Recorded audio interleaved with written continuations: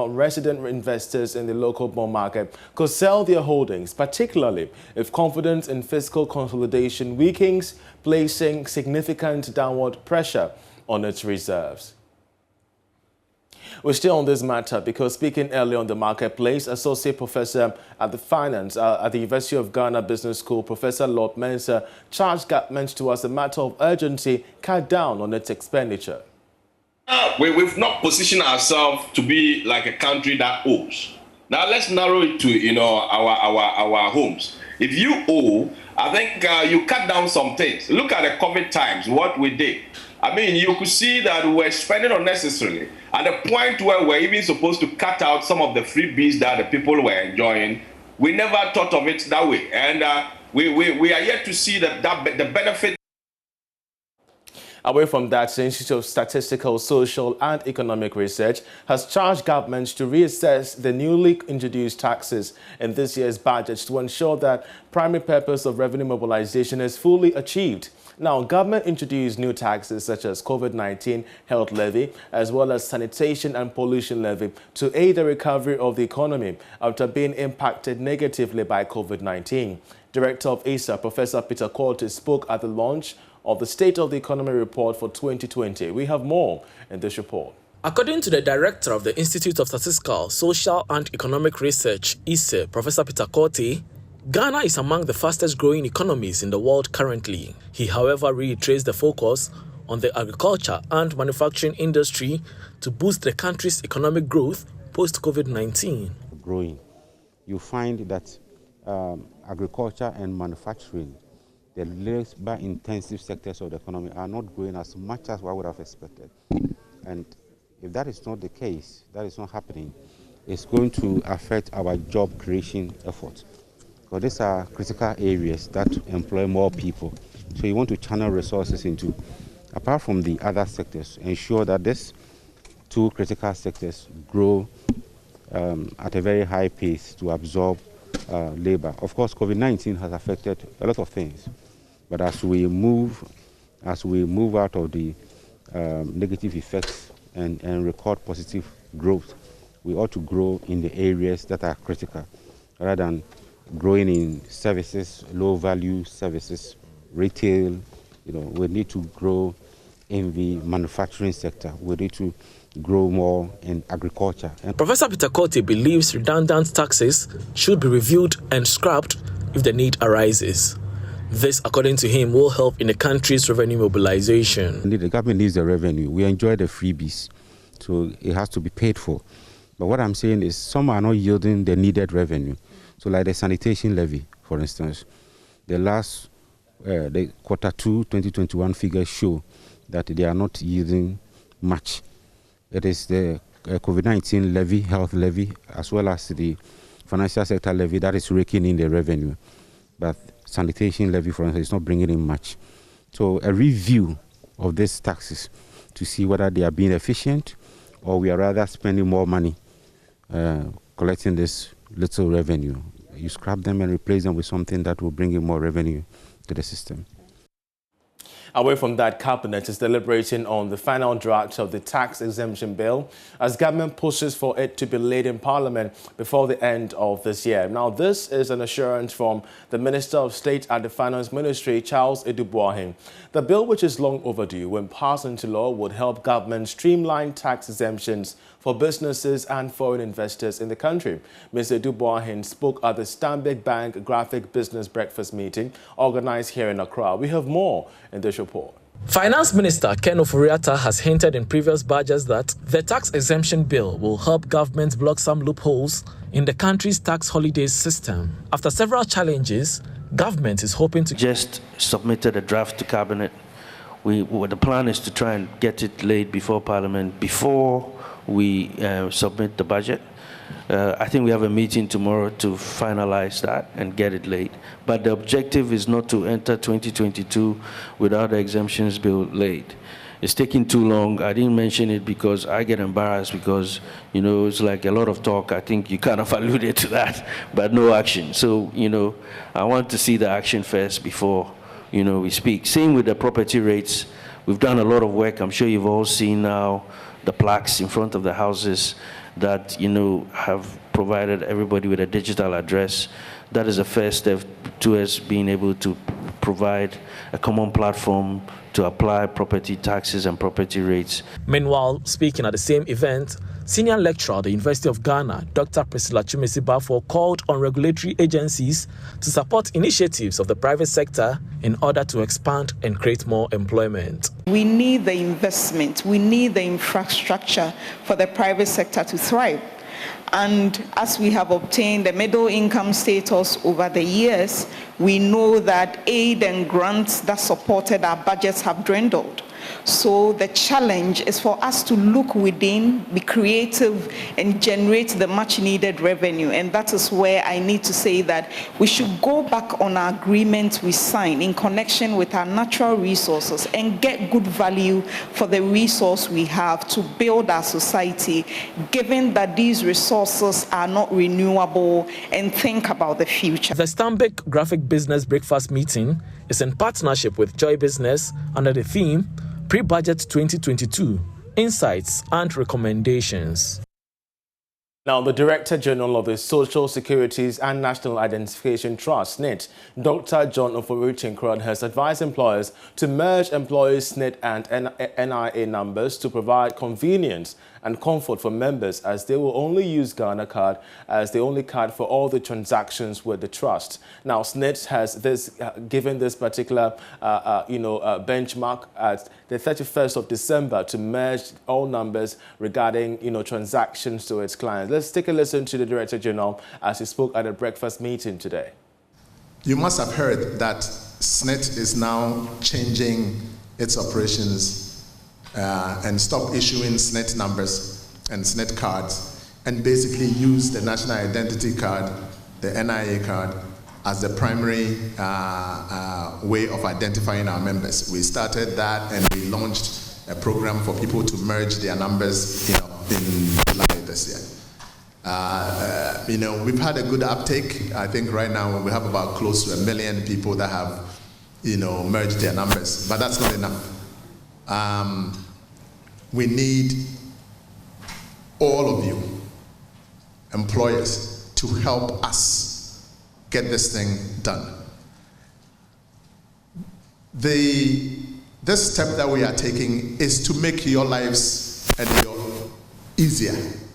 The lives of your employees also easier, because the cards have already been issued by the NIA. And for those of your employees who haven't gotten their cards, I think the NIA said on November 3rd, they are going to open about 260 or so district offices across the country. So there will be no excuse for any of your employees not to have their Ghana card, so to speak.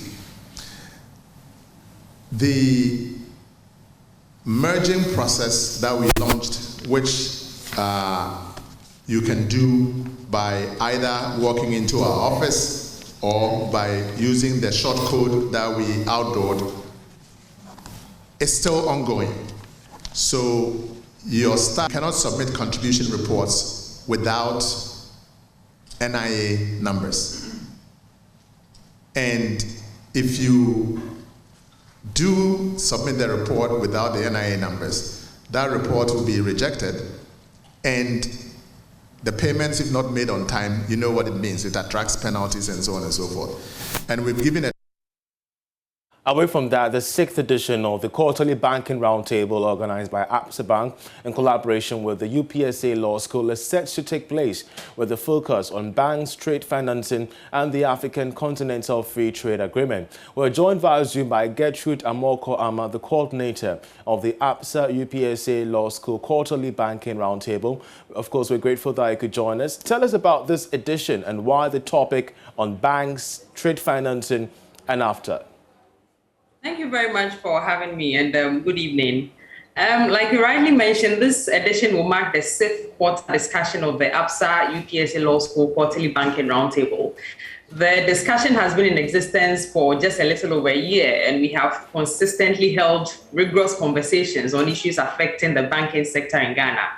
The 6th edition, which comes up tomorrow at UPSA, is on banks, trade financing, and the AFCFTA.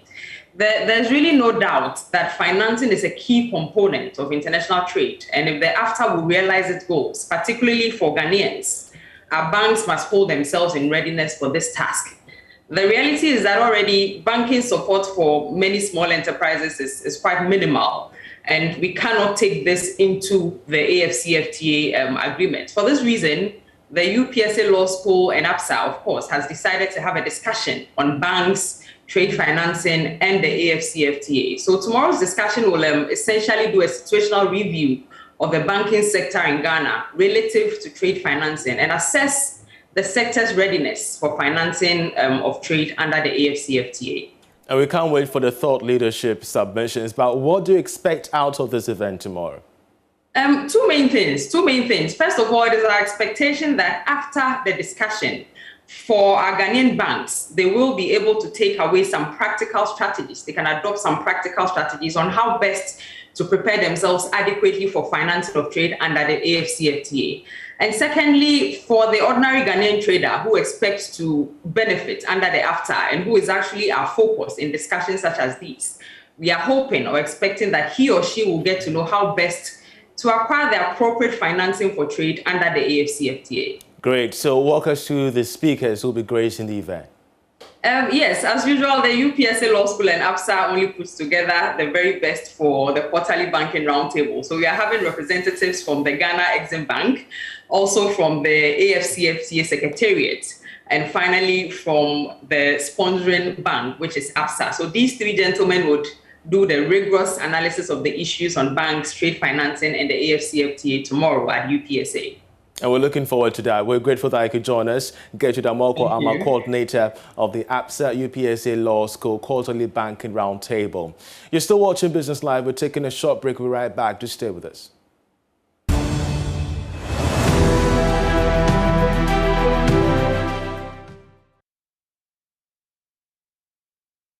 Now, the United Nations Development Programme has invested $500,000 in 42 entrepreneurs over the last year to help them grow their businesses. According to UNDP's country representative to Ghana, Dr. Angela Lusigi, this is to support micro, small and medium-sized enterprises to recover from the impact of COVID-19.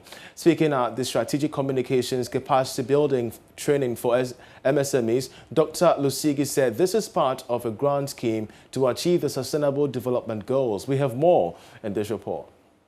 Small and medium-skilled enterprises are an integral part of the Ghanaian economy as they promote the development of the different structures of society through the creation of employment. In recognition of this, the UNDP supported the businesses in order to accelerate their growth. Here's UNDP's country representative to Ghana, Dr. Angela Lusigi, at the Strategic Communication Capacity Building Training for MSMEs. The last year, UNDP has been supporting young innovators across Ghana.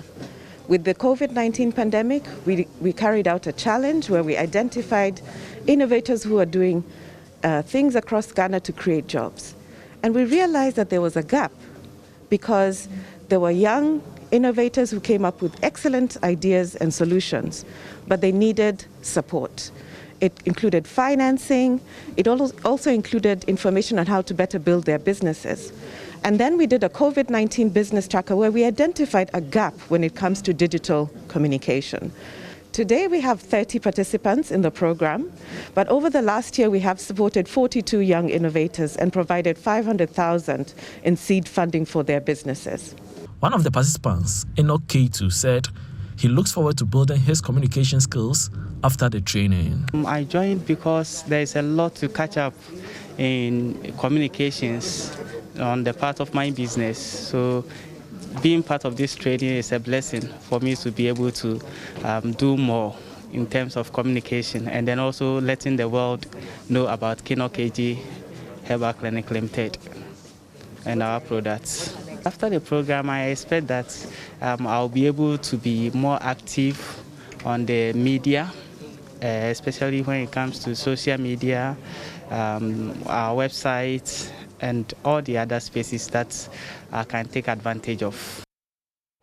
Now, the president of the Pharmaceutical Importers and Wholesalers Association of Ghana has commended industry players for meeting the demand of the products during the COVID-19 pandemic, despite the shortages across the globe. Speaking to Joy Business, William Edum said the pharmaceutical supply chain has shown resilience as a result of strong ties and credibility with international partners. He's confident that they will do more going into the future.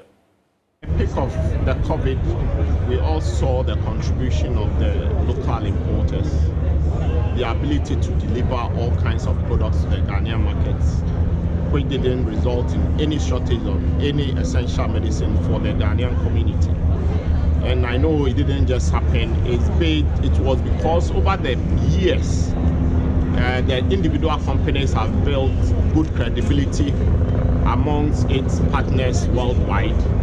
So even at the peak of COVID, when the manufacturing or factories were shut down, they had the privilege of banking on previous goodwill that they had with the companies to ensure that even the little that was produced, Ghana had a share. And I say are equal to all the local importers. Meanwhile, Mr. Edum is optimistic that Ghana could scale up its pharmaceutical manufacturing potential with the needed support. Business interactions are always useful, at least to give you the perspective of other companies and what others are doing and how you can strike mutual beneficial relationships. So that was an expectation of me to be here, to have a very fruitful business interaction with other companies for our mutual benefit. Most of them do finished products. So when it comes to manufacturing, I think the onus is on Ghana, as is doing currently, to help the local companies who are eager to go into manufacturing to do that. And they'll need all the support that has to be given, because in times of COVID, we all realized the essence of doing our own things. And I know that if we support most of these companies, they'll be able to deliver. And of course, that's how we end this edition of Business Live with me, Charles Aite. Please visit myjoyonline.com, where you can get all the stories that we've shared with you on this bulletin and many others to get yourself informed on development in Ghana and abroad. Many thanks once again for watching. Enjoy the rest of our programs.